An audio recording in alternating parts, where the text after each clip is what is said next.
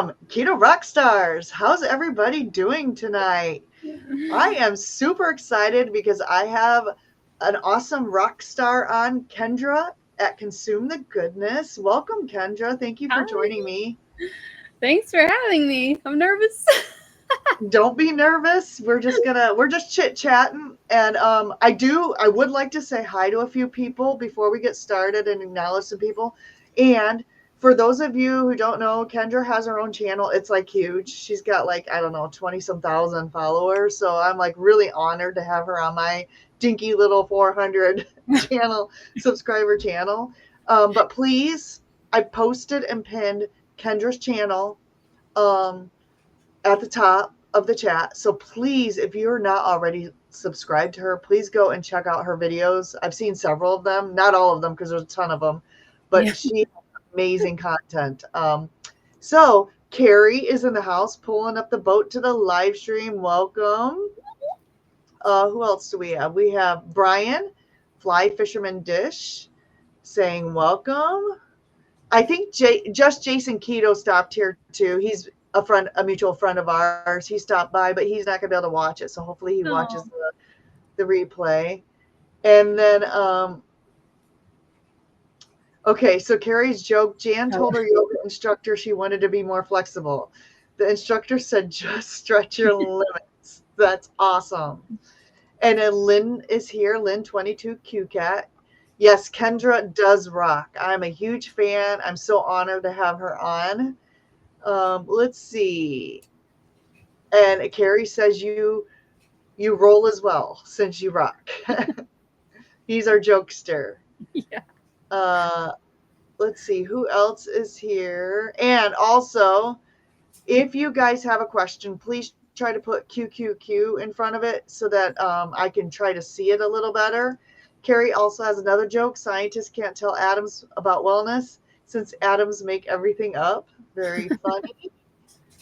Um, okay, let's see who else. Well, you're here as well. Um, let's see who else is here. Broken Carnivore is here. Welcome, Kelly. And I will be interviewing Kelly next week. Yes, So I stay tuned for subscribed that. over there. I Yes, saw your yes, upcoming stuff, so I made sure to go over there. And I've watched some stuff, but I haven't commented on it because I suck at that. But I have been that's over okay. there. That's okay. And Rick Twinbrook Acres is here. And also, I just want to make a point. I'm getting into more interviews right now, more than cooking channels, because cooking shows take up a lot of time to prepare for the week. And I'm in coaching training right now with Dr. Barry's PhD class. So I have limited time. So I'm just doing more conversations at this time. And we'll get into that a little bit later. Let's see who else is here. Sorry, I'm kind of scanning through these. Papa Carnivore is here. Um, let me see where his. He says it's almost quack time. Welcome, Peter. This is Peter. Lynn, 22 QCat. I think I said her name already. Brian. I said Brian's name already. Okay, let's see who else is here. Yes, we're waiting. It's okay. We're here now. Don. Don's in the house. Welcome, Don Shonger. Sean Bradley's in the house, another wonderful friend of ours. Lisa Ortega's here too. I missed it. Here she is, Lisa Ortega. Welcome. Uh, I will try to get through some more comments. Terry Sue's here. Welcome, Terry Sue. Just Jason Keto, our buddy, is here. Welcome, Jason. Thank you for popping in. Let's see here. Okay, so I think that's everybody that I wanted to say hi to. So, Kendra, Yes. you are currently on a carnivore diet, right? Are you keto or carnivore? I am freshly carnivore, like only. And in the past like couple of weeks I've been trying to introduce just a few things back in to have an even better understanding of what the issues are, Mm-hmm. so I know, for sure what I could, and I mean I can't eat anything I want to, but what's going to make me feel the best, what's going to work the best with my medical stuff. So Uh, I am just basically using myself as like a science experiment, which I think is like the most fun part, or one of the really fun things about eating this way is that we get to try so many different things and then see, okay, well, how much of this I can eat this, but if I have more than 6 bites, I get really inflamed, so I'll have Right. never less. And it's just, I don't know, it's just really a fun adventure, I guess, is how I look at it. But yeah, I'm mostly carnivore now. Me too. So, do you mind starting from the beginning of your journey and what prompted? Do you mind talking about your health issues? I mean, only No, share what you feel comfortable with, but I I think you have am such an amazing story. overly an open book. So actually, I'll tell you if I say anything that's like, you need to have a little bit more of a filter, let me know. No, please just share it all. I mean, I know that you're also like health coach, and if your faith is a big part of your channel, so Yes. please feel free to open up and talk about, like, start from the beginning. Let's see. If we're going back to the beginning, like I had a weight issue even as a kid. So starting around age like, I don't know, maybe 8 or 9 is when I started to really pack on the weight. And I ate a lot of food. I just was eating all the time in huge amounts, like uncomfortably. It would even kind of hurt, but I just kept eating. So I've had weight stuff since I was a small kid. Um, and then when I turned 13, I went on my first diet and I started to lose weight. And I was like so happy about that. But I was doing basically the same stuff that I was just, I'm not saying that I'm like, it's my mom's fault that I did all these things. I'm not saying that. It's just she would do a lot of dieting. And then when I turned 13, and I guess older and stuff with boys, so I'm like, I'm sick of being like the fat nice one. So I wanted to lose weight because I didn't like feeling like the ugly girl in the group.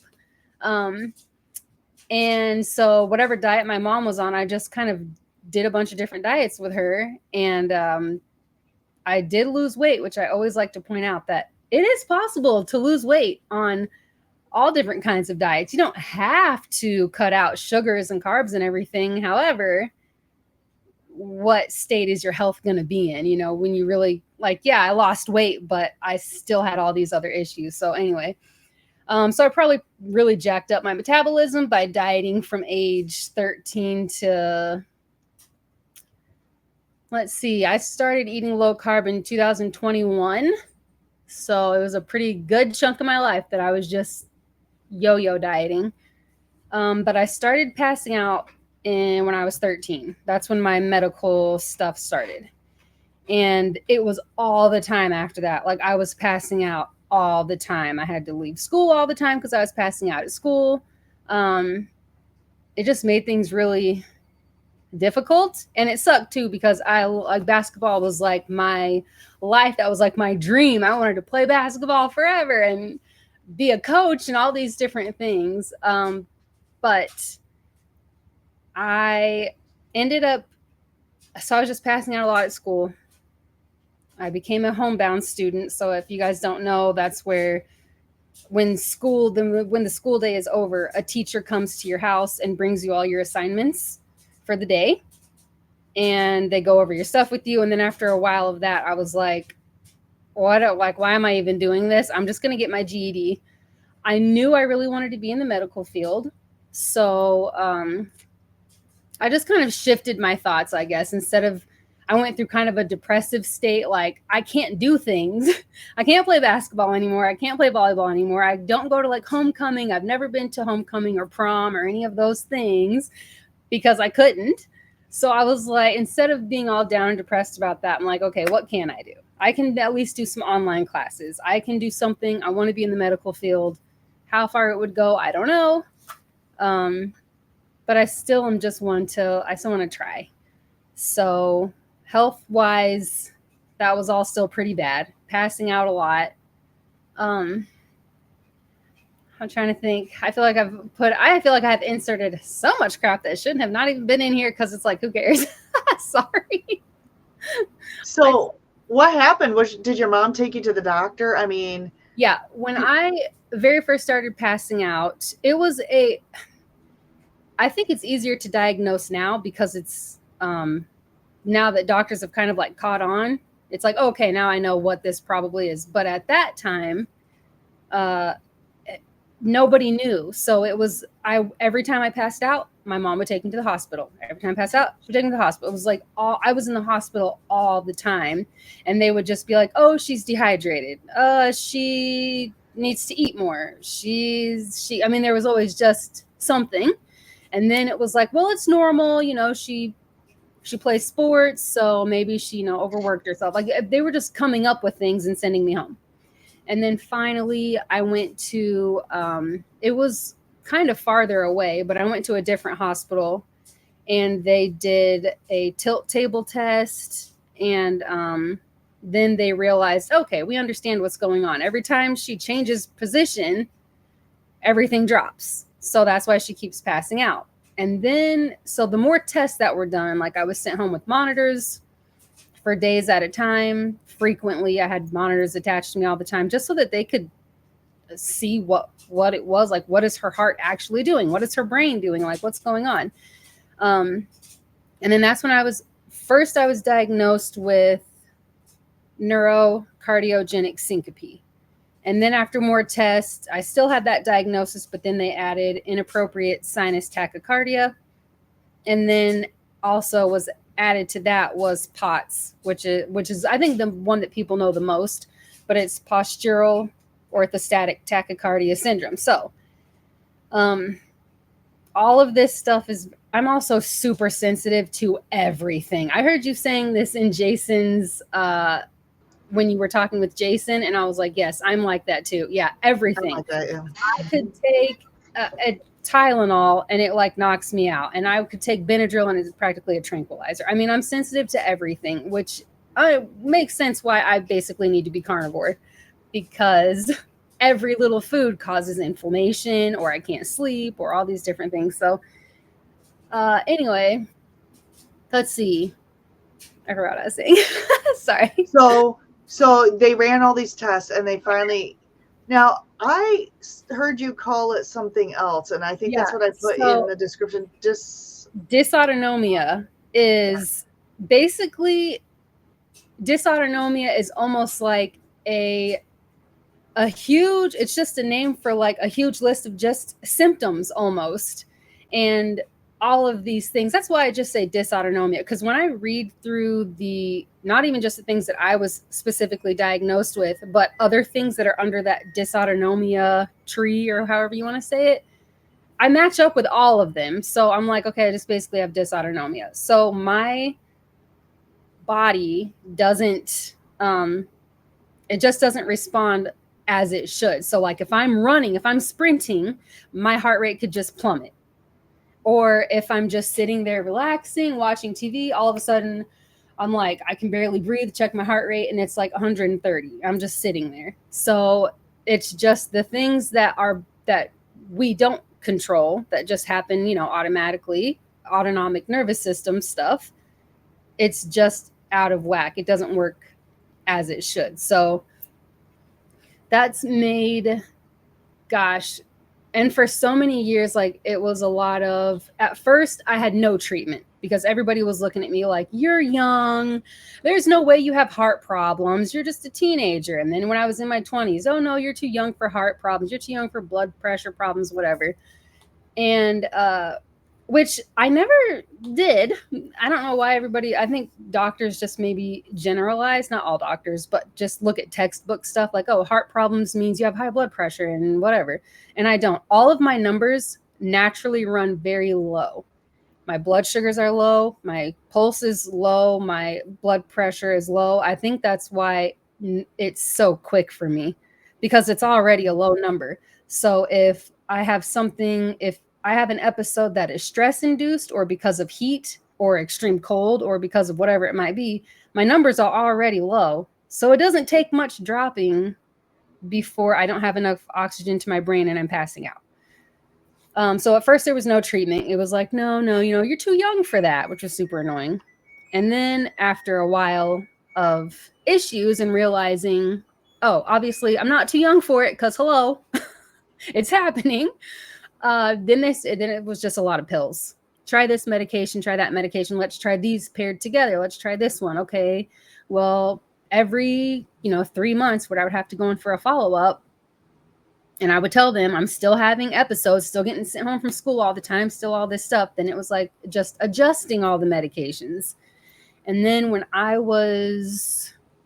that went on with all the different medications and adjusting all the medications, that went on for about 10 years until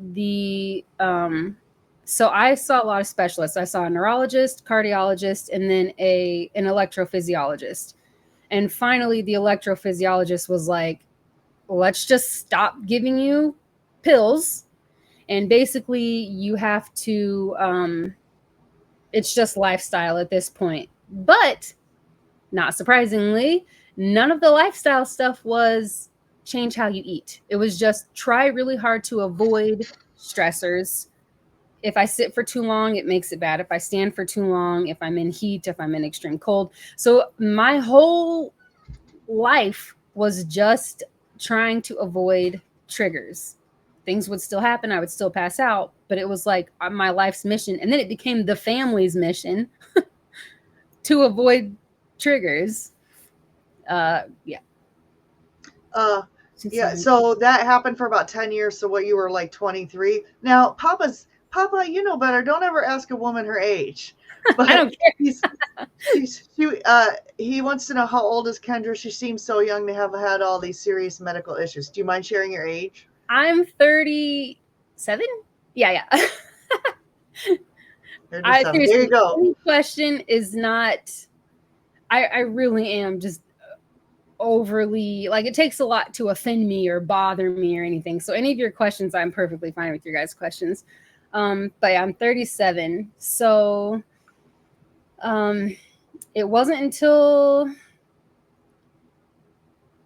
let's see, about 3 years ago, maybe, is when I started eating low carb. And that is because my all of this medical stuff, my health got so bad that, so at first we had talks. The last doctor I saw, once again, went through all the testing, went through all the same crap I've been doing since I was 13, and then saw, okay, since none of this other stuff is working, now we were talking about getting a pacemaker. And he was like, he's like, I hate to talk about this because you're so young, but it was just like the last option almost, which now that I know what I know about food, I'm like, that's sad. Like, just tell me to eat differently. But I'm glad I learned these things. But so it was like, well, so that was the plan, was pacemaker. But first he wanted to send me to Cleveland to go to he wanted me to do that first. So, but that's such a, big name hospital or whatever. So it was like a 6-month wait list. In that 6 months, it was really, really bad. I was writing things out. I was ready to just like, okay, oh my gosh, I'm going to die. I'm like, okay, trying to think of these things. We're always so big on our kids. I'm always teaching our kids, like, stay in the Bible, no matter what, stay in God's word, and, all these different things, like telling them this stuff. And I could feel it. I could feel my body wasn't functioning right anymore. I could feel my heart. I could feel everything just like it's not going to, in my head, I'm thinking there's no way that I'm going to be able to last any longer. So, but I was on Telegram for a small while there was a Bible study on Telegram on that app. And I loved it. It was great. And I met a lot of really great people. And during my time on there were some people who were like, hey, we know this lady and she coaches people, like she helps people with keto stuff. So will you try it? And my learning to become a lifestyle and weight management coach, the food part of it was very food pyramid. It was like, have do the good carbs and the whatever, and tiny little bit of fat and cut all the fat off your meat, food pyramid, basic. This is so that's how I was taught. So my first reaction would be like, I don't want to do that. I don't, all your basic mainstream crap that you hear, like, don't cut carbs out, don't cut this out, because you're cutting out so many nutrients and blah, blah, blah. You're missing out on all this great stuff. That was my first, before, when I would hear about it, that's how I would think about it. At this point, because I felt like I'm going to die soon, when they brought it up, like, please at least talk to her, like, just try. Like, it's just food. What's the worst that could happen? Just try. And I didn't push back. I was like, yeah, I'll do it. I will do anything. I don't want to die. So yeah, I'll do it. I'll try. So I tried. I just started changing to a more keto way, and like clean keto. And I started to see improvements. I started to feel improvements. I started to notice that it took a little bit longer before my fingers were completely white. Like, I lost all circulation. I noticed that it took a little bit longer before I started to have shortness of breath, or I had to hold on to the walls to walk a little bit less. I started to notice these things, and I'm like, oh my gosh, this is great. And that's just how I've been eating ever since. Like, just different versions of low carb. I tried low carb tortillas and low carb whatever. And then we started to learn deeper about the ingredients of those things. Like, okay, let's not eat this crap anymore, because it's really not that great. And it's just been a journey, like a learning thing. Learn about stuff, apply it, see how it makes us feel. And now our whole family is low carb. Good.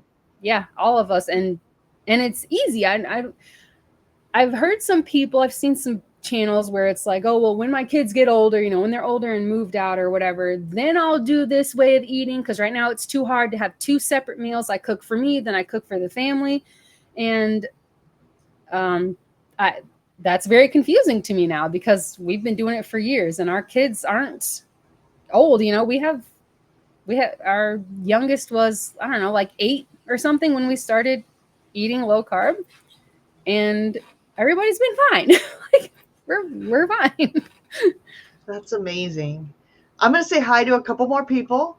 Yeah. Kurt So Meathead much. is here. Also, I think Scratch and Pete PA from Yes. over at Tuber Chat. And Pete, I got to give you a shout out. Pete gave me I'm not monetized because I'm too small. And Pete gave me a buy me a coffee last week. So I saw appreciate that. Pete's a wonderful person and very supportive. Let's see, Thomas Target Prime Rib showed up too, I saw. So I just wanted to say hi to those people as they popped in. The other thing I wanted to say to you, Kendra, is you said something, and now I understand, because I went back and researched you a little bit. And from everything you're saying here, you told me either in a chat, you said without this lifestyle, you thought you weren't going to live very long. Yeah. I mean, and I'm like, but you're so young looking and like vibrant and you work out all the time. And I'm like, what? I'm like, what? What do you mean?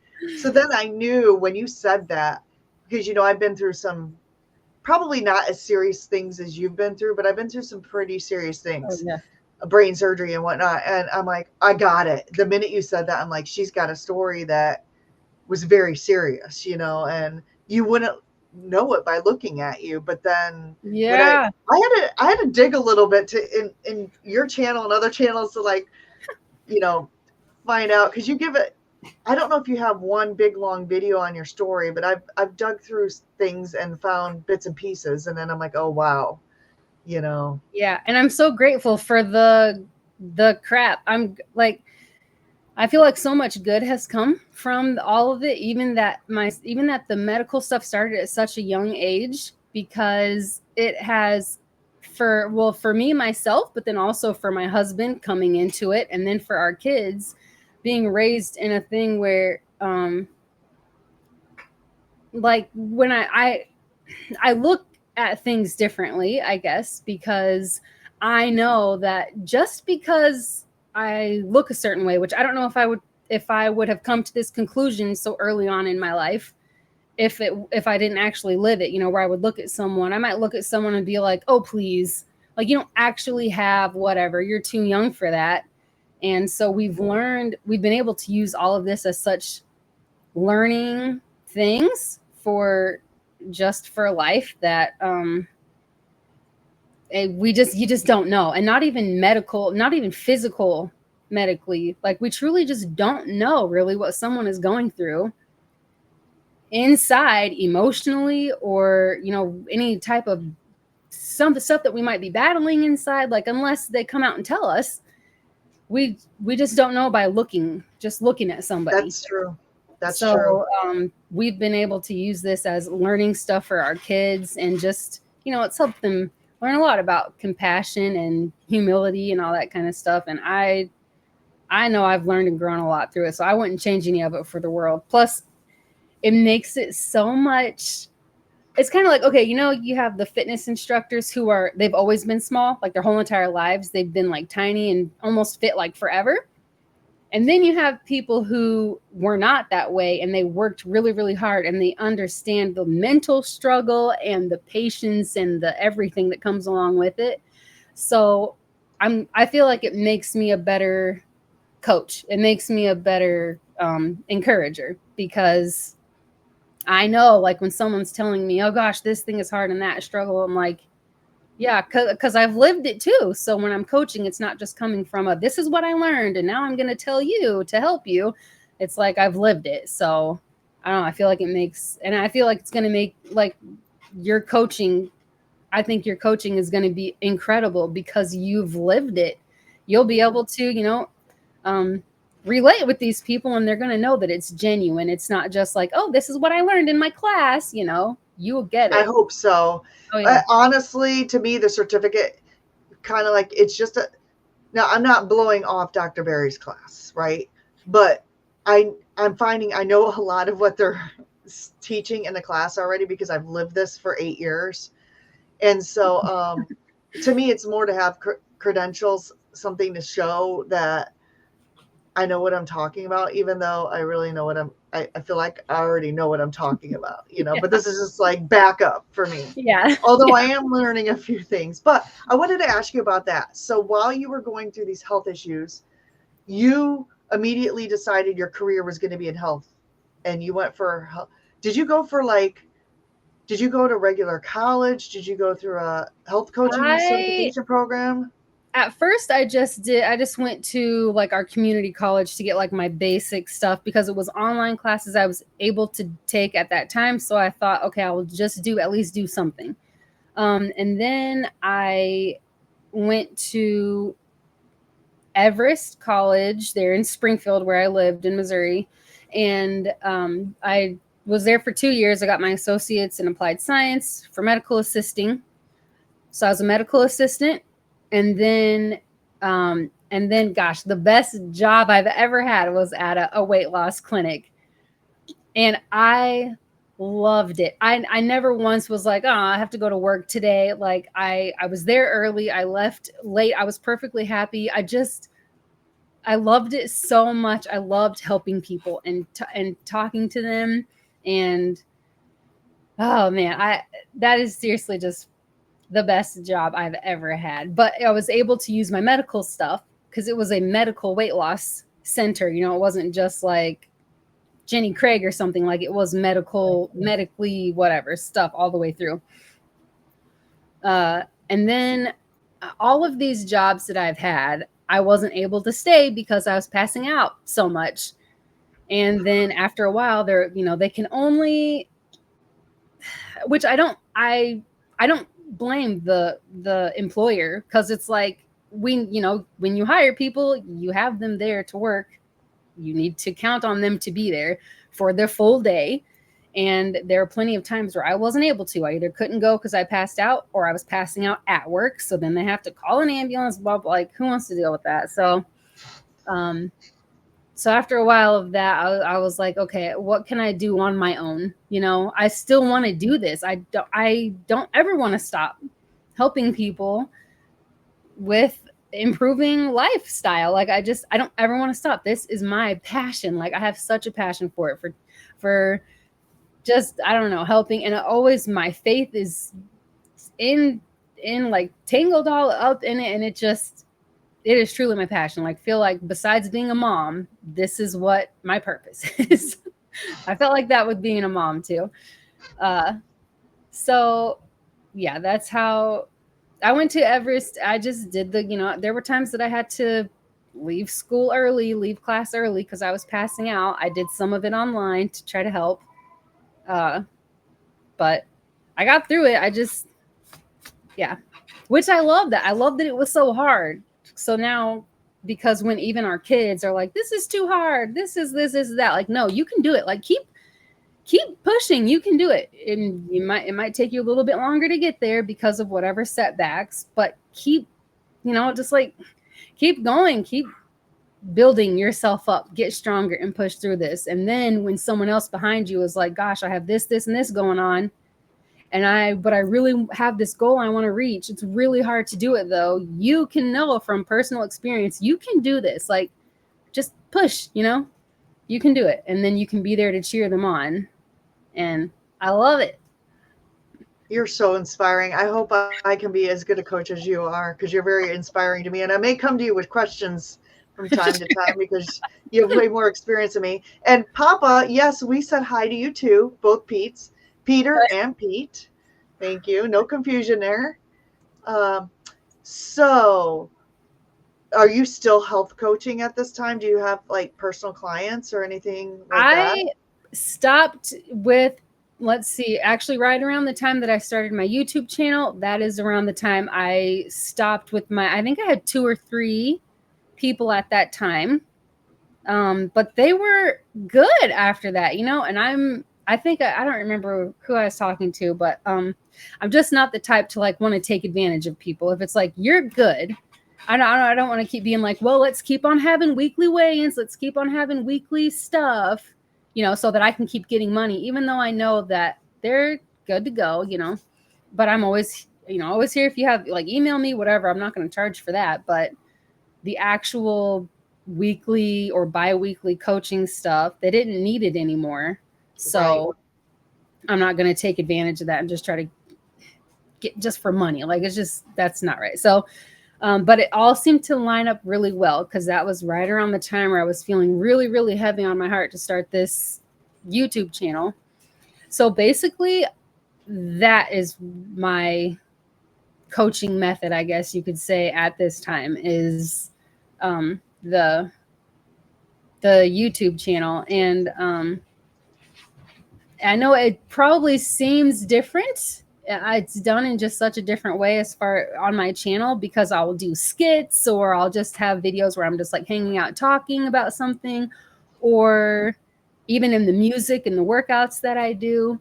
But all of it still, in my opinion, it is still me coaching, because a lot of my coaching, at least the way that I do it, I talked very little about food. We do talk about food. I'll have my clients do like a food log. We'll go over it. We do that. We, do weigh-ins and all that kind of stuff. But the majority of what we talked about is life stuff and perspective, and how we approach certain things, and different tools for stress, or, all that kind of stuff.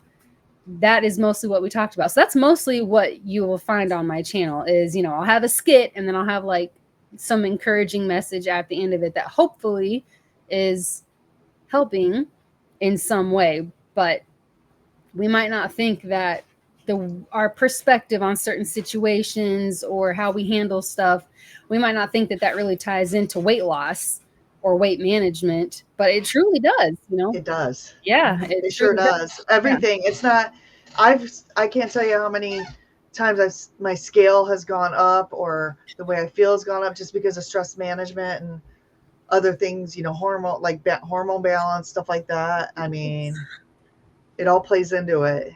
Yeah. The hormones no, go ahead. Yeah, go ahead. No, go ahead. Sorry. I was going to say the hormone part is so much fun. I'm learning. I'm like on a whole different thing now. My body carries weight differently now. It's not fun. That's another one of those. Gosh, everything seems to be hitting really young for me. I'm only 37.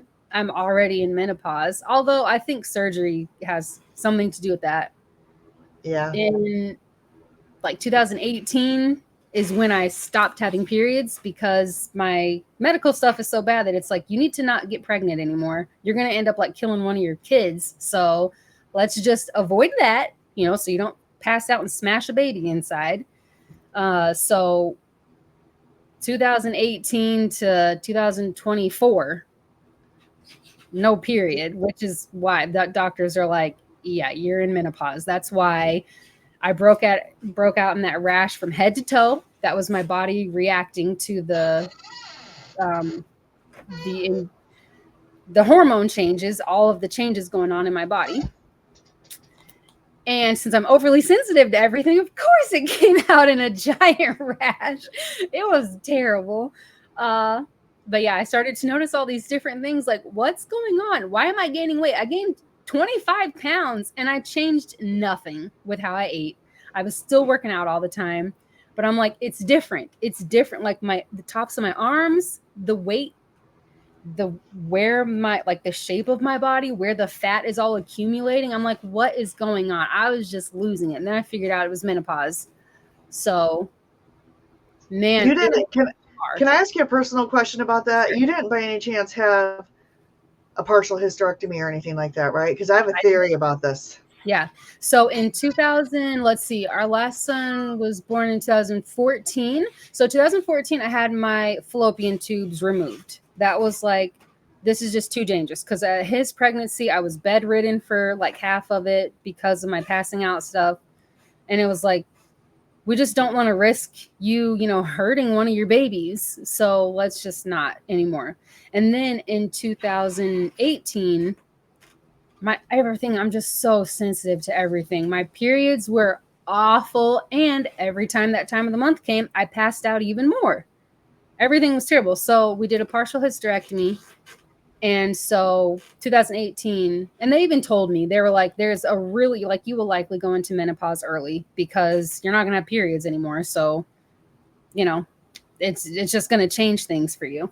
But yeah, I did. That's my theory. Actually, I've talked to, sorry guys that we're talking about the female stuff, but I think it's important for the female out there.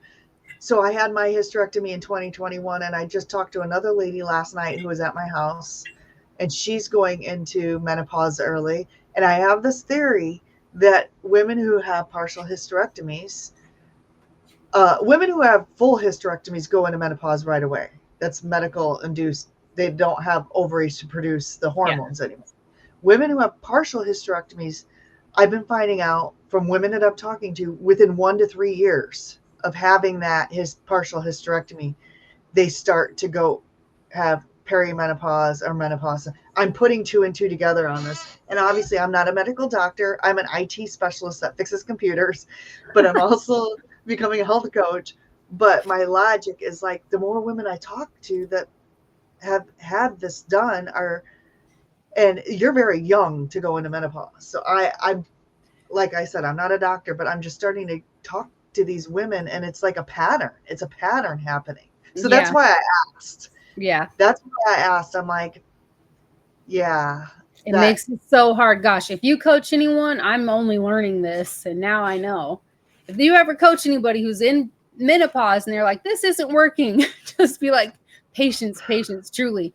It has taken me, I found out that, let's see, the rash, which I think the rash is like the onset for me of you are in menopause. Like everything has shifted inside of your body now. I think that's what the rash was. That was in July of last year.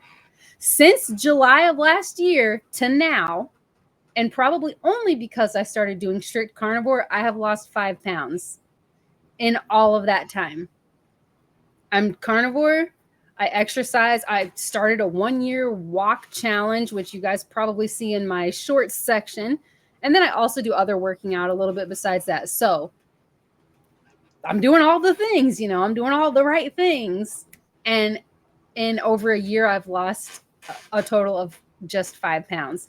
It's so slow. It's so hard. And it can be so discouraging sometimes, but, at least I know the health part is there.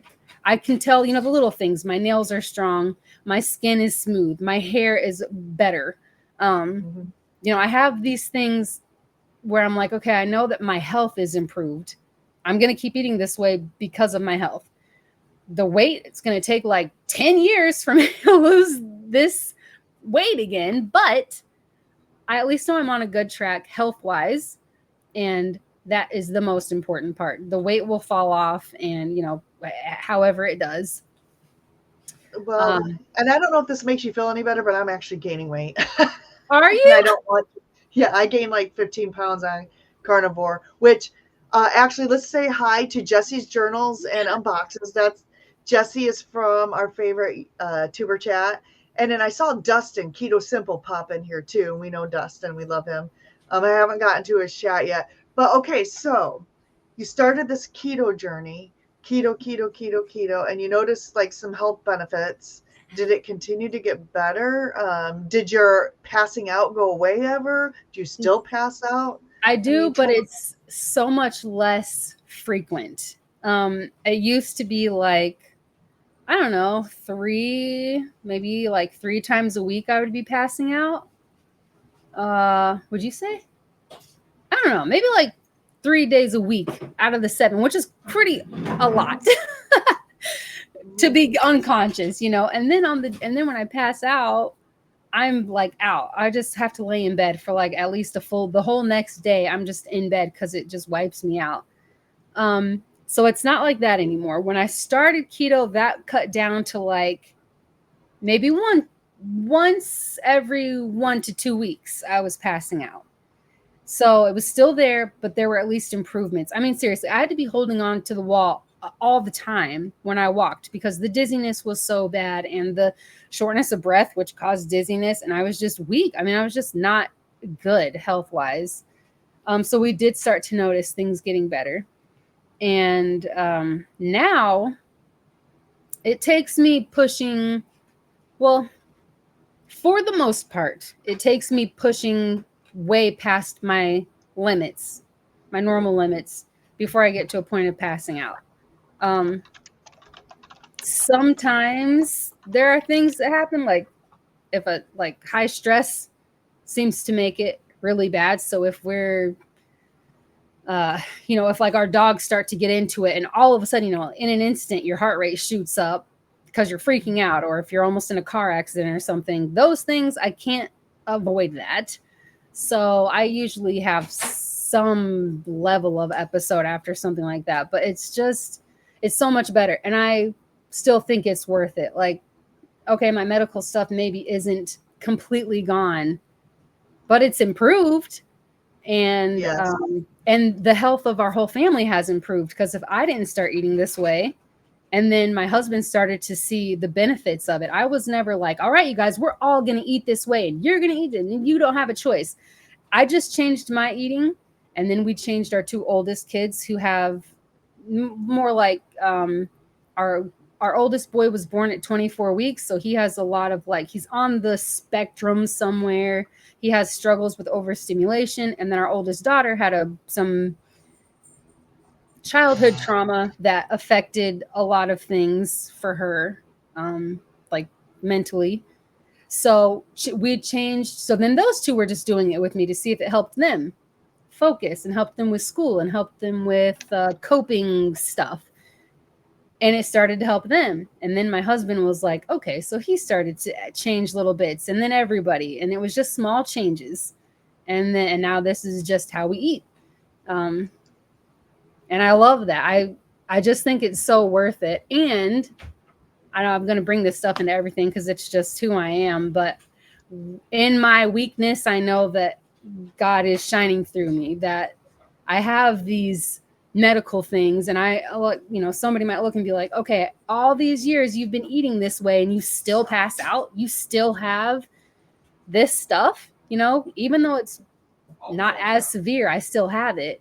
But I feel I'm like, that's okay, because I hope that can be motivating for somebody, that even just for our kids, that they can say, oh, mommy still has these things, but she still tries every single day. She still gets up and she tries her workout. There are some days where I start a workout and it lasts for like a few minutes and then I can't do it anymore, but at least I tried. And they're seeing these things. And so I know that it makes me feel good that even in my weakness, even when things kind of suck, I can still smile and I can still try to encourage other people, and that hopefully I'm being a light for Jesus when I do that. And I love your channel because it's just so inspiring to people, I believe. I'm going to say hi to a few more people. We have Evelyn, Aaron Booby Goats is here, Nancy Tanner's here, and Charlie Darth Carnivore is here. Welcome, everybody. Thank you for stopping in. So it's better. So what made you go into so you've only been carnivore for like a minute, right? Me too. Like 60 days, I think I'm in carnivore. So what made you decide carnivore? All the menopause stuff. I'm like, okay. Yeah. I was like, eating the way that I was eating, it was working, and I was still steadily losing weight. So everything was good. And then that's when I was like, what's happening? Like, I haven't changed anything, and I just keep getting bigger and bigger. I just keep gaining. It stopped, like capped off at 25 pounds, but I just didn't get it. And then I tried carnivore during the rash thing. I'm like, I even did videos on it. Like, will 30 days carnivore heal this rash? 30 days was not enough. If I would have kept going. Okay. Hold on. Can you guys still hear me? Are you there? Yeah. Hold on. Okay. Sorry. It was cutting in and out. Sorry.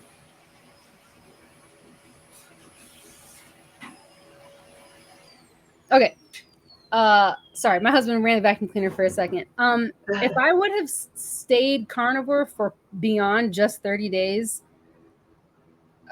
a world of difference, but I didn't. I only did 30 days, and I'm like, I mean, I can tell, I could tell that there were some improvements, but it was still whatever. So I just went back to what I was doing.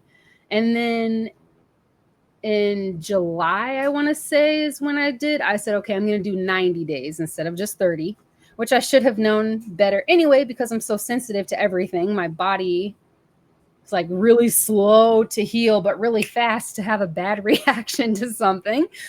So I should have known that 30 days wouldn't be long enough. So now I did 90 days.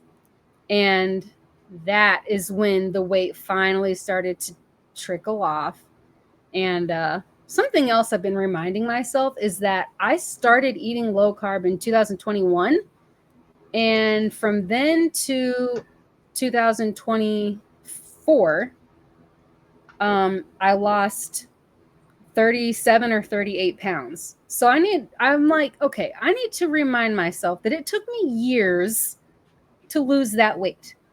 So it will very likely take me years again, a few years to lose the weight that I gained, and then, to possibly continue losing a little bit after that. Like, I don't know. In my head, I just kept thinking, what the heck? I've been carnivore for 90 days. And in the whole 90 days, I lost 5 pounds. But I'm like, it's, I don't know. Not that my focus was mainly on that. It was mostly on the menopause stuff. And I'm telling you, it does help. It does. Yeah. I don't know if you watched the menopause video, but I was describing what it felt like, where I'm like, I don't even feel like me. Like, I will just start crying, or I will feel so agitated. And then I hate that, because that is not, I am very naturally an optimistic, like bubbly, positive, look at the good side person. So when all of that hit and I started to feel like I'm like a stranger in my own skin, like I don't like this, it definitely helps with that. The weight might come off super slow, but who cares? Because at least you can feel like a normal human again. Right. Eating this way, it really helps with the mind health. It does. My issue with the menopause was I would wake up in the morning, or not wake up, and I would feel frozen, like I couldn't move. Like my body, I was trapped and I couldn't move in the morning. Like I was in bed and couldn't get out of bed, and I was just, and I'm like, what is this? Why? I'm always so energetic. Why am I frozen? Like paralyzed. I felt paralyzed. Like I couldn't even move my limbs to get out of bed. And a couple days I slept in and didn't get up for work. And I'm like, something's got to give. And, when you're keto, the next progression is carnivore. It's not like we're going to go the other direction. So that's kind of where I was with it. Yeah. And that has helped. It has helped. I mean, symptoms aren't totally gone, but for me, it's helped. So yeah, I'm sure that's where you're probably at too. Mm-hmm. So, as a health coach, what advice would you give to people wanting to become health coaches like myself? Like, what advice do you have for someone just starting out? I would say, I think this is such an approach for anything that has to do with other people, is to just be very genuine and humble, so like when we're talking about things, to say we, like unless it's very obviously, and to also remember that everything is very individual person. Like, just because most people wouldn't gain weight by doing this little thing, like, well, that shouldn't make you gain weight, or that shouldn't have a thing. It might for that specific person, which I feel like you're going to be really good with that, because you are like me as far as being like really sensitive to certain things. And, other people might be like, well, I mean, it seems like from what you've said that you are probably in this same category. I think Jessie also said she was the same, where it's like, well, you're going to have this procedure or whatever. There's only a 1 in 1,000 chance that this is going to happen afterwards. So you should be fine. I'm the one okay, well, I did have that happen to me after I guess I'm the one out of 1,000 people. I'm that case. Yeah, so I am too. I'm just like that. I mean, I don't have all the autoimmune issues that you have specifically, but I think I have a lot of undiagnosed autoimmune issues. I can't even take vitamin C. If I take vitamin C, I'm retching, stomach pains. I'm curled up in a ball on the floor. I feel like I have a fever. Like, just vitamins. Some vitamins I can't take. A lot of drugs they prescribed me over the years. I've gotten really sick from. I'm some not vaccines. laughing because it's funny. We won't go into it, but and so whenever I read like may cause death, that's a sign of it. I'm like, I'm not doing that, because I'm going to be the 1%. Yeah. So I think that is big, to just keep it, and which I don't see you being this type of coach where it's like pointing a finger, like, you need to do this, you need to do that, this, and even just the word need, I feel like even can be like, people want to push back on that. So even just the way, I think it's just the way that we word things, talking to people like normal people. And instead of looking at it like I'm above you and I'm trying to tell you, like, we're the same. It's not. And no, and you and I have been through what these people that we're going to be coaching, well, that you've already coached, that I will be coaching. We've been maybe not in their exact shoes, but we've been in a situation where if it's weight, I was, going up towards 300 pounds. So I understand a weight issue. And Dustin will confirm this too, but we're being told to meet people where we're being trained to meet people where they're comfortable starting this journey. So if they're comfortable starting at low carb, start them at low carb. Yeah. And then just say, look, over time, you may want to progress further, because if this isn't strict enough for you, let's try, maybe you want to encourage them to try doing something a little bit more, but you got to meet them. They're never going to stay on it if you don't meet them where they can mentally enter in, Yes. No. And if you do it in little bits, like, okay, for this week, just do 1 week at a time. Let's try this just for this week and see how you feel. And then when they come back next week, okay, that felt okay. Well, let's do it again for another week and see, let's at least try it for a couple weeks. And I feel like that helps a lot with mental stuff, because it'll be like, okay, what's your goal? And then it's like, I have a goal of losing 100 pounds. All right, let's come up with some tiny little goals in between. Come here, puppy. Mm-hmm. And that can help. That way it's not like I have this huge, long road ahead of me. It's like, okay, I can do this for 14 days. And then I can do it for another 14 days. And before you know it, I also think that looking back is always such a good idea, to start them with, which I'm sure you already know this stuff, but starting them with like goals and priorities. What are your top priorities? And like your top, I would always have them do like 3 to 5, sometimes 10. If they're like, I have more, I'm like, cool, do it. And then what are your top like 3 to 5 goals that you want to reach? And then always pulling that back out when they would start to get discouraged. Like, I gained 2 pounds and this is really hard for me and that's hard for me right now. And be like, all right, let's bust out your priorities just as a reminder of like, this is why I'm doing this. This stuff is important to me. It's worth me continuing to try instead of giving up. That was always good. And then also, I don't remember what else I was going to say, but yeah, I feel like you're going to be an awesome coach because you're real with people and you don't, well, I mean, I don't see any other way. I think the hardest thing that I'm going to have is charging people for personal coaching lessons.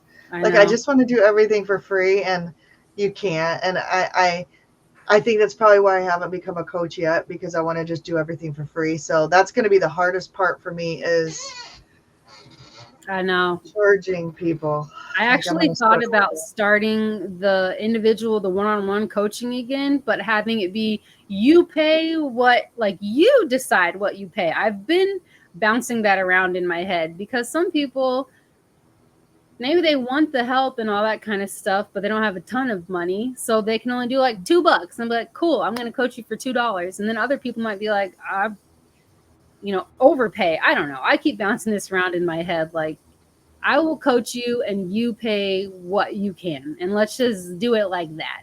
But I don't know. I can't decide yet if it's a terrible idea or a good one.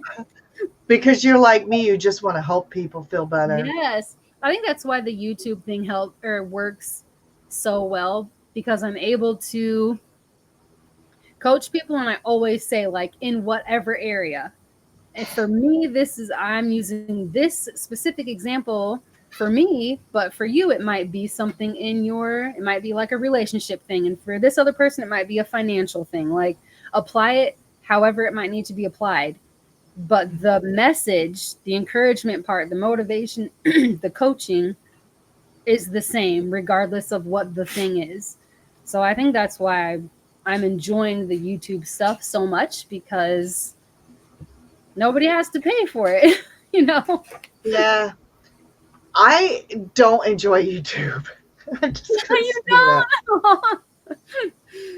I enjoy live streams and I enjoy talking to people, but it's so much work. Like, and just a little background on me, I sing in 2 choirs. I take care of a 94-year-old with dementia. My 80-year-old parents live next door. I work a full-time job. And so the YouTube bit is like, oh yeah. And editing videos I haven't put a video out in a month. I'm just doing these right now because it is easier. I'm very busy at work, and it's like, I don't have to, I have to do a little preparing for it, like a thumbnail and some questions and whatnot, but I enjoy in the fact that I have this community of people that I get to talk to and see their faces and, learn from. Like, I'm learning from you, having you on here. But other than that, it's just, it's a lot more work than I thought it was going to be, having a YouTube channel. And I don't care if I ever get monetized on this. It's just more to connect to people. If I do get monetized, which I'm assuming at some point I will, that will just be a bonus, for me. But this is good. Yeah. I'm just reading the chat, what they're saying about the charging and all that kind of stuff. That's the same stuff that my husband was saying too. He's like, you need to put a number on it. And I'm like, I feel so bad. Like, I'm not doing this for money though. And he's like, yeah, that's great. Like, you may not be doing it for money and they will know that, but people should know that this is your time. This is your profession. Like, you're taking time, you're working to do this. So you should be compensated for that. And I almost like, oh, I feel so bad. And he's like, it's not like you're taking advantage of these people. It's not like you're stealing from them. You're offering a service and then they're paying for the service. Like, it's as simple as that. So, but yeah, this is, I do appreciate the stuff that you guys are saying, and you're right. I'm going to try to get to that. Papa, 956 days carnivore, only 44 days to hit 1,000 days carnivore. Awesome. And Peter, you promised me when you get close to your 1,000 days, you're going to you're going to let me interview you for your 1,000-day carnivore celebration. Nice. So shoot me an email, ketorockstars21@gmail.com. And I want to set that up. So send me an email because you have an amazing story. So congratulations. You're almost there. I know you're not going to give up because you're the Papa Carnivore. And Dustin said earlier too, he's having a rough day and he's been napping a lot today. Sorry, I kind of passed through that. So, we're thinking about you, Dustin, and hope you feel better. Everybody has bad days. So I hope you're doing better. Yep. Evelyn just posted my email. When I get through to these, Evelyn says, hey, Dustin, Keto Simple, I'm sorry. It's been a tough day, brother. I want to see where some of those comments, they're talking about what they're eating. Sausage and eggs today. Yummy. And then they're talking about emailing each other. And Peter says, I bought 6 giant T-bone steaks. Dude, I need to come to Florida where you're getting a $4.99 a pound T-bone steaks. That must have been a misprint. They probably meant $14.99 a pound, and it was for $4.99 a pound. But and you live in Springfield. So my sister and her husband used to live in Springfield, Missouri. Oh, I used to. Yeah. Oh, you don't live there now. Okay. I've been to Springfield before. I forgot I was going to mention that, but I didn't want to interrupt. I wish I could nap. Not really involved with the land of the living. Yeah, Dustin, a lot's been going on this week. It's been a rough week for a lot of people. I don't know what some of this chat is about. Played a lot of Elmo on my phone. I don't know what that is. Here we go. How dare females talk female stuff? But I think the stuff that we said, I dread getting women clients that are going through this, Kendra, because I can't even fix my own stuff. Yeah, but you're working on it. And you at least know, like, okay, these are the things to apply, but also really remembering how it's so different for different people. I mean, I've had to basically start all the way over and relearn and because things that I'm like, okay, this works. I'm doing this and now it works. I'm doing it. No, it just doesn't work anymore. So, man, I think the biggest part of coaching somebody in menopause or going through any type of menopause stuff is just to almost hold their hand through it, not in don't talk down to them type of way, which I don't think you ever would, but just to let them know we're on a whole different level now. So it's going to be a lot of patience, a lot of trial, and some error. Some things will stick, some things we need to get out and try something else, but the patient part is big. Yeah, and the other thing I think about is, and I already know this, how much worse would this be if I wasn't on carnivore? Oh my gosh. Because it was worse. I was paralyzed. I couldn't move. I think I'm having weird joint pain, and I don't know if that's my right knee is hurting right now. And I don't know if that's from menopause or if it's from oxalate dumping or if I injured myself. But I've never had knee pain. Never. I kept feeling like there were little things crawling on me. And I was like, what the heck? Why? I'm like, I look like a crackhead. And then the more I dug into it, the more I researched, I found that is something. That's a common thing that happens with women in menopause. You feel like you have little, it almost feels like little hairs are falling on you or a tiny little bug might be crawling on you. I'm like, great. So not only do I feel crazy, but now I look crazy on the outside because I'm doing this and there's nothing there. Good times. Well, this is good. Lisa had a partial hysterectomy as well. And then Peter says, I don't have any ovaries or tubes. We are very thankful for that, Peter. Yeah. Did you have yours removed, Peter? Sorry, I'm just joking. Oh, I'm sure he's going to get me back for that one. So people also talking about all day fasting. Do you do any fasting at all, Kendra? Sometimes. It's usually not like a super planned thing. sometimes I will just be like, oh, I haven't eaten for like 30 hours. I just not hungry. So, and then I eat. But I did try at one point, like very planned out. This is the time that I stopped eating, and I will eat again at this type of time. And I've learned through this, when I'm overthinking things, it just doesn't. If I just let things naturally happen, then I naturally tend to fast. Yeah, thanks. So, but yeah, I usually do. I don't usually get hungry until after, like, when I do have a prostate. I know. I'm sorry, trying not to laugh while you're talking, but You're good. Peter.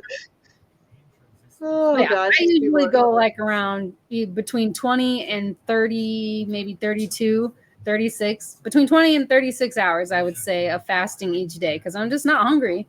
Sometimes I wake up right in the morning and I eat because I'm actually hungry, but it's rare. Oh, Cindy's here. I think this Simpson is Cindy. Thank you for joining us. Okay, so I want to ask you a question, because your whole family is doing. Are they all doing carnivore now, or No, just keto? mm-hmm. Yeah. They're all So doing carnivore. they're all very keto. The boys, my boys are 11, 13, and then going on 15. They are probably more in the maybe low carb category because they also have peanut butter. Well, no, I still think they might. I think they still probably fall. They're somewhere between low carb and keto. The carbs are still very low, and when it is carbs, it is something like peanut butter, or where it's just peanuts and salt, or maybe like macadamia nuts, pecans, things like that. So yeah, we're all just low carb. And Thomas just subscribed to your channel, and he would love for you to come on his channel too. So thanks. I don't remember your email address, but me? No, Thomas's. Oh. No, I'm not going to give out your email address, but if I don't know what Thomas. Hold on, let me see. If I'm sure he wouldn't mind. Let me. I don't care. Mine's in my about section, but it's just the Oh, channel okay. name at Yeah, Gmail. so Thomas, go to her about section and you can send her an email. So your kids, do they ever complain about obviously they have birthday parties and they have cookouts. Do they ever say, I want to have a piece of cake at a birthday party or ice cream? We do have cake. I just make keto stuff. We still have ice cream and cake and candy and cupcakes and cookies. I just do it all keto. So there really hasn't been a time for them to be like, oh, I miss having cookies. I miss having whatever, because they still have it. It's just in a keto way. And actually, a lot of the time they're like, I think this tastes better. Like they've been eating real food now for so long that like if we get maybe a store-bought, a good quality store-bought like Alfredo sauce, when we use that instead of me making it, they'll be like, oh, I like it better when you make it. Because it's just a handful of ingredients when I do it. And for the store-bought stuff, even though it's still good ingredients, it's still store-bought and it still has the extra, little bit of stuff in it. So yeah, they don't miss out on it. And what about when they go to their friend's house or something though? Nope. And they stay so educated on it that they don't want it. When we go past the candy aisle and the cookie aisle and everything, they're like, poison. Right. Because we teach them why. We're not just saying sugar is bad, you don't need to eat it. We tell them why. Like, this is what it's doing. They like to watch those videos of what it does to your brain and why our body, and then what happens when we don't have it and what that does to our organs and our brains and stuff. So now that they have an understanding of it, it makes it so much easier for them to be like, I don't want that. Hi, Charlie. Charlie just got back from Low Carb for Better Health. I think that's where Dr. Barry was this week. So congratulations. And the brain fog. That's primarily why I went carnivore, was because the exhaustion, not being able to move, and the brain fog. And I will say, within 2 weeks, I noticed a difference on carnivore. Oh yeah. I used to take like 1 to 2 naps every single day. I could not, like, as much as I tried, I could not stay awake. I would be asleep. And that stopped. Thank God, because we homeschool our kids too. So it was like, get up, teach them a little bit. And then I would sleep and then wake up, teach them a little bit. It's just not good structure. So it's so much better now. And your husband likes this way of, eating. Yep. He sometimes will have like the, what is it? Siete, I think is the brand of, like they have like potato chips and tortilla chips and taco shells and stuff, but it's actual real ingredients. So he will sometimes get those. I cannot. I tried, in my whatever set at some point of experimenting with it. Like, okay, what happens if I have this, even though it like good ingredients? Nope, still causes really bad inflammation. He can handle those carbs better, but he still has it in very small amounts. And for the most part, he just eats protein. I'll say he bounces between keto and then low carb on the days that he maybe has a handful of those chips or something. But he lost 40 pounds, I think, when he started eating this way, and now he's just maintaining. And Thomas says that's why he went carnivore. Man, I'm so far behind, and I'm not even reading all of these. I'm so far behind. So here's a good one. Charlie says, Dr. Salcido presented on menopause. A lot of it went over my head, except that whales are the other mammal that also goes through menopause. I wonder if Dr. Salcido has videos online. I've been following Dr. Elizabeth Bright. I don't know if you know who that is, but she is like a menopause specialist. I don't agree with everything she says. For example, she says menopause isn't a real thing. I'm like, really? Tell that to my hot flashes. But she said, I started increasing my fat. Now, I'm gaining weight, which I'm not happy about. But you have to put into context that my body's dealing with a lot of stuff. And I also was doing protein sparing modified fasting. I don't know if you know what that is. So I was probably undereating fat. So now my body's like overcompensating. And that's why I think I'm gaining weight, is because I essentially was probably starving myself for a while to try to stay thin. And so now my body's like, doesn't know what to do with all the extra fat and calories, and it's healing. So maybe my body's telling me I was too thin and I need some extra, weight. So I'm trusting the process. I'm not freaking out about it. And it is such a process. It really is. I know. So, but I am feeling better. I'm not 100%, but I am feeling better. Oh, and they're talking about the noise they heard from you, like the vacuum cleaner. Let's see. Charlie says, I wanted to ask about when they went figuring out the whales go through menopause, but I felt I was missing the point of our lecture. And Peter says, I love baby Jesus. Me too. Yes. Peter says, wow, menopause at age 37. I'm telling you, I'm not a doctor, but I am in a menopause group. And I think when you have partial hysterectomies within probably 1 to 5 years, you're going to, no matter what age you are, you're going to go through menopause. Yeah. It's just so long without having a period. That's so long of hormones being altered, so it's like, all right, I guess this is what we're going to do. Mm-hmm. Yeah. So maybe that will be another area that I will be in. I don't want to say an expert, but at least have knowledge from having gone through that as well. And yes, she did. Good night, Lisa. Thank you for popping in, although this was like 20 minutes ago, so she's probably already in bed. Anybody have any questions? Yes, sorry you went through that, Kendra and Amy. But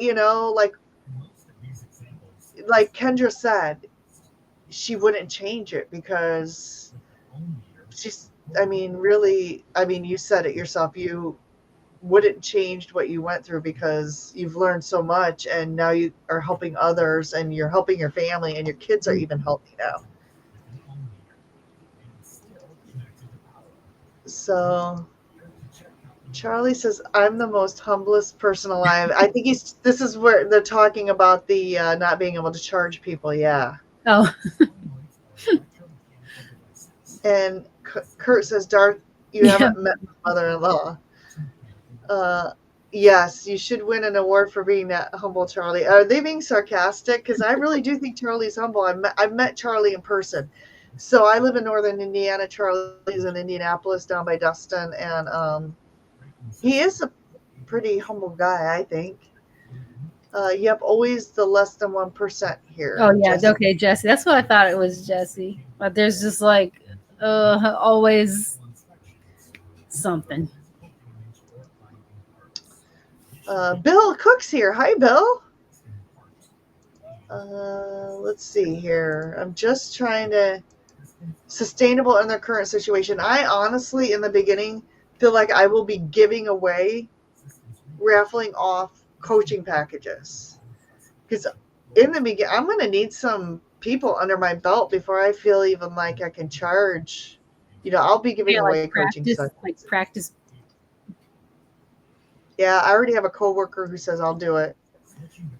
So that's what I did too. Okay, I have this question for you. I'm going to bring her up because she already brought up an interesting point that I have an idea what I think I'm going to do. So my first probably client, she has the mindset to be keto and carnivore, right? But her husband, his love language is food. So he's always bringing home to her cookies, cakes, snacks to show how much he loves her. And it's almost an insult to him to not eat the food gifts that he gives her. And she's like, Amy, he's sabotaging my journey. But it's out of love and he doesn't understand it. So what would you do in that situation? I would probably ask if she likes to cook or bake, and then ask for like okay, let's meet in the middle, where instead of bringing me cookies and cakes and everything, bring me the ingredients for me to make keto cookies and cakes. That's probably what I would at least try. I mean, I don't know. Sometimes that's people a great idea. Set in their ways, and he might be like, I don't want that, because it's change, which I think just the word change, like even if we just say it's an improvement, but if he knows that, because like my husband and I, that was like our thing, was snacking and eating, and I'm like to the point where we had our regular groceries and then we had our bedroom snack bags, and we kept those snack grocery bags at the top of at the head of the bed on the floor. And every night after everybody went to bed, tell the kids good night, whatever, then we would go to bed, pull out our snack bags and watch our shows and stuff, or we would get like a cheesecake and split the cheesecake. We would our stuff was so food, but knowing that my health was going okay, there's a chance that this is actually going to help you medically and health wise, it made it a lot easier for him to be like, okay, well, obviously we're not going to do that anymore. And then I was more the one, because my husband has a huge sweet tooth. I was the one who was more like, I'm that, I don't know, a feminist would probably hate me. I love to serve my family. I love to make things for my husband and serve him and our kids and cook things for them. And I love to do the mom wife thing. So I was determined to, he's still going to have his sweet tooth stuff, but I'm going to do it in a different way. And even though he might be like, what's this, blah, but once he ate it, he was like, oh, okay, yeah, it tastes good. And then there started to be requests, oh, can you make that thing again? So nobody's missing it. So maybe that would be probably my first try, is to be like, she can make a little list, like, all right, here's some, for sugar cookies or something. This is the stuff that I would need to make it. And then if he comes home with the bag of the stuff, she can make cookies, and then they can eat the cookies together. That's probably what I would try first. Yeah, and the other thing I would do is probably bring him in on a session too, and just kind of ask him some questions about, and just kind of make light that this is what she's trying to do, and this is what she needs, in terms of, gifts and gift giving and stuff like that. Mm-hmm. So maybe bring him on in one session with her. So, because maybe he doesn't realize having one treat does and how much that can derail someone who really is addicted, Yeah, and it's so possible to keep having the treats. Just do it like what I was telling you with our kids. Yeah. They've never been like, I miss cookies, I miss having cake or ice cream, and I have them help me too. Like, we'll do the mason jar ice cream, and they can make their own and do whatever flavors they want, and but that helps too, and that it still tastes good. It's still a sweet treat. They're still eating ice cream. They still eat pizza. They still have all the things. They just don't feel like crap afterwards. Yeah. So Evelyn says you need to find the value in yourself. If people don't pay for the service, they won't stick to it. And I've heard this. That's probably true. Yeah. So I think we need to be charging something. It's just really hard for me to ask money from people. I don't pay attention too much. Can't afford to. One problem is that some may take advantage and expect you to help them for free. Yes, that is true. Lynn, Midlife Carnivore. I'll have to check that channel out. Bill's trying to catch up a little. Thank you. And Evelyn affirms that. She says they will value it more if they pay for it or put great effort into it. I personally put the time and effort in because I didn't have the money. My time was valuable. Exactly. That's a great point. And Thomas says, I'll never get monetized. Thomas, let me give you a little bit of encouragement here. You've been doing this less time than I have, and you have way more subscribers and probably watch hours than I do. So don't get discouraged at this. And Thomas says, I would set a price for those with low income, giving them a payment plan. Yeah, so what I may do is have a plan that has less number of coaching sessions, or try to come up with a plan that's more affordable. Yeah, I would do a weekly, bi-weekly, once a month, and then I had a pay as you go. The pay as you go was always the most expensive because it's just, if I'm only going to see you the one whole time, then whatever. Those are always the most expensive. So it's always more affordable if you do, like a package type deal. And then I had actual package things. And so I had, I think three or four plans. And then you also get other stuff included in the plan. Like, okay, you're going to pay this much for, 8 sessions, but I'm also going to throw in this, and this. And you also get this many, free, it's unlimited email and it's unlimited whatever. Or some of the packages would include text messages back and forth and stuff, just to try to make it like you get more for your buck. But I always wanted it to be a good value for at least 8. I wanted people to have at least 8 sessions because that gives time to actually see something versus I did this for 1 week and it's like, well, 1 week and I lost 2 ounces. This isn't worth it. Stuff takes time. So it's not long enough. Yeah. I also envision myself, and I've been wanting to do this for a long time, is having Zoom classes where maybe people pay. I don't know how I'm going to do that yet, but have private Zoom classes. Yeah, I've thought about that with Signal, the messaging app, because you can do voice messages back and forth to each other. You can do video messages back and forth to each other, where it could be like that could be part of it.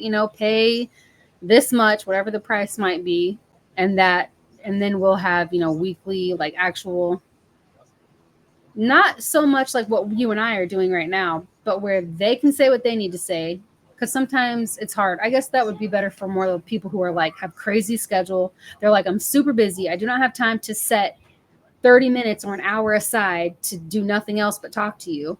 So for those times, that would be a good thing. Like you do your video or your voice message to me, and then I will respond with video or voice, because that works better for some people, I have found.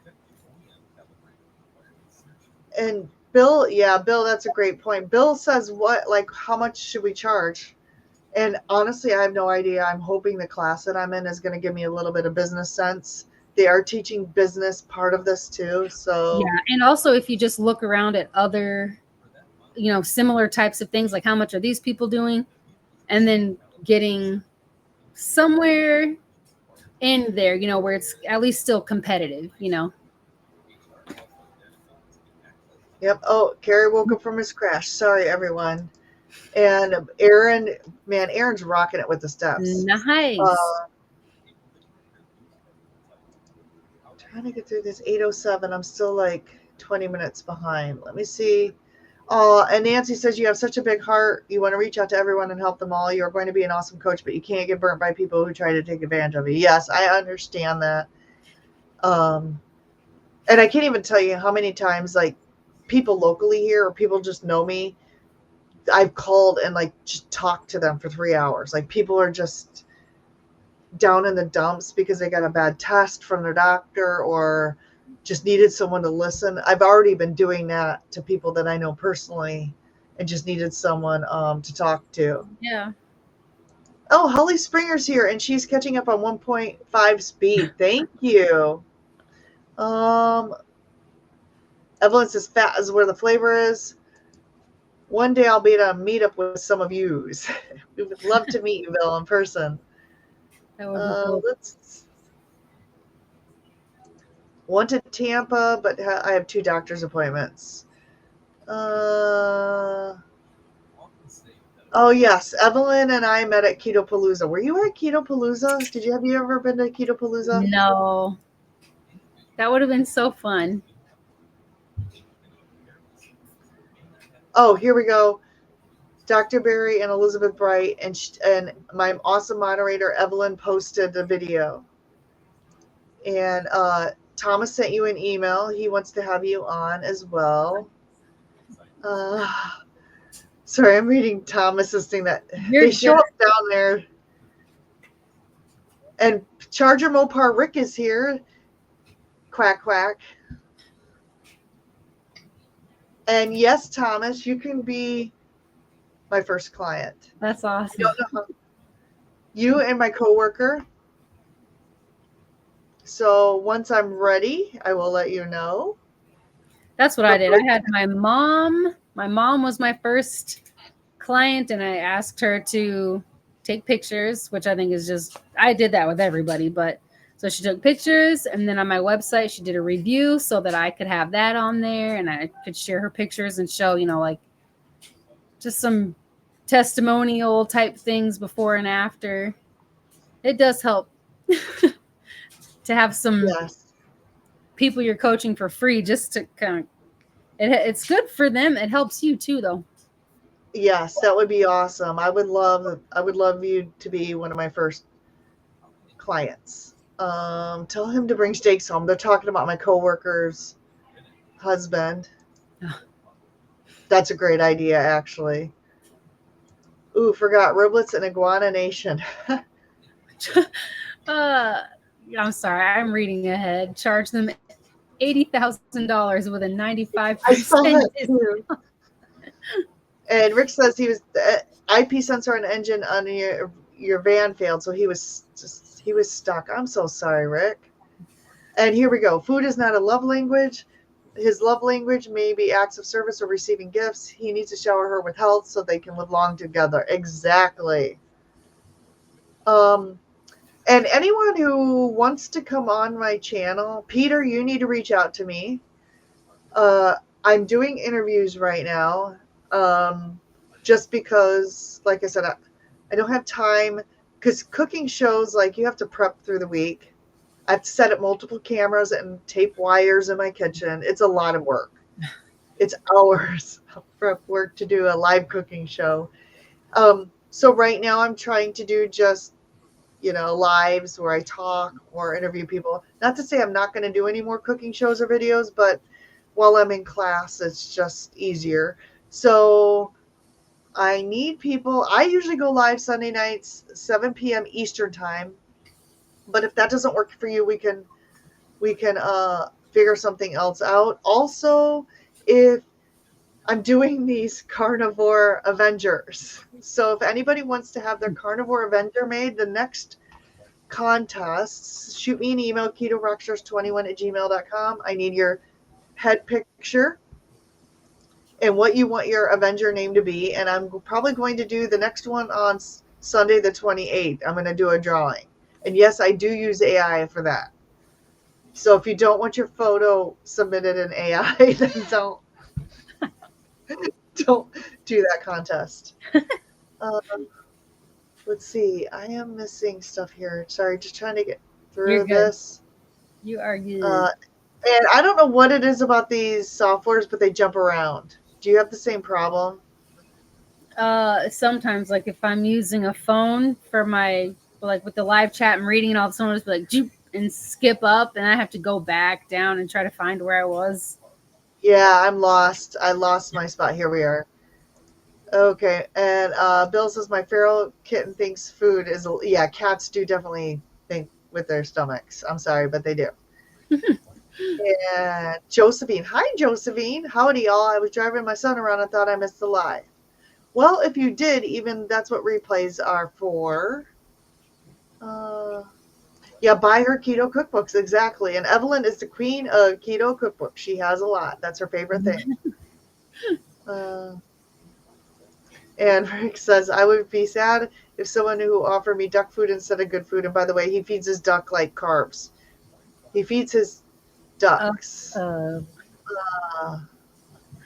Okay, let's see. I'm just trying to get through these because I'm sure you have other stuff to do. Midlife Carnivore. Here's Midlife Carnivore's channel. And let's see. Send deer meat. Actually, my neighbors growing up used to hunt deer, so I used to have deer meat growing up. Yum. And hi, Juliet. Sorry I missed your live. I go live at the same time at 7 p.m. Eastern on Sundays. So I will go back and watch your live when I'm done here and do the replay. Bill, if you want to contact her about prices, go to her email and ask that. Yeah, I'm not going to be asking Kendra her prices. But I don't even have prices right now because I haven't been doing one-on-one coaching.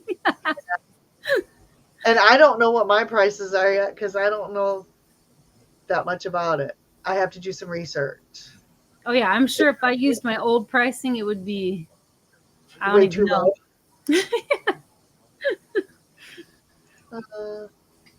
Julia, yes, I will go back and watch your video too. I just appreciate you so much. And I'm so glad that we're in. So Julia is my, she is in the coaching class with Dr. Barry too. So we're classmates. Oh, nice. Okay, gosh. And Rick cycled 20 miles today. Awesome. Let's see. Charge them $80,000 with a 95% discount. Yeah, I have friends like that talk about them. When I start to talk, they go, feels like a shrink. Whoa. Nancy's at 20,472 steps. I gotta get back on it. That's insane. And Lynn's calling her a show off. Let's see. Nancy walked this morning, then the husband wanted to do a bike ride, and then in the yard. Yep. And Thomas, okay, Thomas, let's set something up. You'll be on my channel. And we can do it a different night if Sunday nights. I know you have a job, so I will email you, Thomas, and we will set something up. And Thomas, you don't need your computer. You can do it from your phone. Kendra's on her phone. Oh no, I actually had to use my computer. I'm in the joking. Oh, you're in the okay. Yeah. So Thomas is joking because he already is Captain Prime Rib. So, and Kendra, if you want to be a superhero, email me. Well, I already have your headshot. Just give me permission what your name is. Sorry, they're stealing. Okay, I'm waiting on Rick to send me his picture. And he says he can't take his picture. And I'm like, I know you have a friend that has a good phone that can take your picture for you, but I'm waiting for him. Okay, actually, I am Timer was watching both you and that's amazing. I can't listen to live streams at a time. I don't know. And then Evelyn says, my dad was a hunter. We always had bear, elk, and deer. I've never had bear. I've never had elk. I might have had elk, but I've never ate bear. Me neither. So, final thoughts. I don't want to keep you too much longer because it's going on 2 hours, but final thoughts, Kendra, do you have any suggestions that you just want to impart on our community, or maybe someone who's thinking about doing this, or about anything? doing like eating low carb? Yeah. I would say that just to remember that it's food. Like, the if you set yourself a goal to try it for just 30 days, if you get to the end of the 30 days and nothing has improved at all, then okay, that's 30 days. Like the food that you were eating before, it's not like it's going to disappear. So like what could it hurt, just to try it and make it fun, almost like a science experiment. Like, all right, I'm going to see what happens and then also to not cut it off if it's like, oh, I feel really sick. This isn't for me, because your body it has a lot of adjusting to do. When our kids very first started, one of our kids threw up for like a full 24 hours but this was after after I had been doing it for a while, after we were teaching them some, and the first thing out of his mouth was like, man, this really tells me how bad I must have been eating if my body is reacting this severely to just, he's like, I must have had a lot of sugar if not eating sugar anymore made me puke. And in his head, he's like, I never want to eat like that again because I don't ever want to feel that again. So he's like locked in for life. But to have it, the way that our mindset is and our perspective, it just has such an impact. And to know that this is the only body that we get, and this is the only life that we get. So, what we consume, it matters, and it might surprise you. So maybe, and I just want to reiterate that too. I tell people, like, I've had friends who had heart attacks that are on heart medication. They're like, my doctor tells me not to eat this. And I don't want to tell them to go against their doctor. But I also say things like try it for 30 days.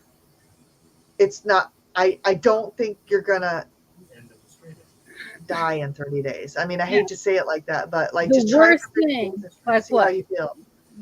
The worst case is that you don't feel better and then you just go back to what you were eating before. But exactly, anybody who has eaten this way knows that after you eat like this for 30 days, the likelihood of you not having improvements is like very low. So yes, especially if you're coming from the SAD diet. Now, when I went keto, I had the keto flu for about 2 weeks. I mean, keto flu wasn't even the word. I would call it homicidal tendencies for 2 weeks. Like, I wanted to hurt people because I was miserable from the withdrawal symptoms. Like, I was just crabby and cranky. But honestly, going carnivore from keto, like nothing. I noticed improvements, not, bad things. So you're absolutely correct. Just give it a try. I would say just try it, and the mindset, and then having people to talk to, people who have done it, because that's helpful. But the mindset part, I think, is the biggest part. Remembering why, even if it is just for fun, just to say, oh, well, let's see, let's see if I actually do feel better.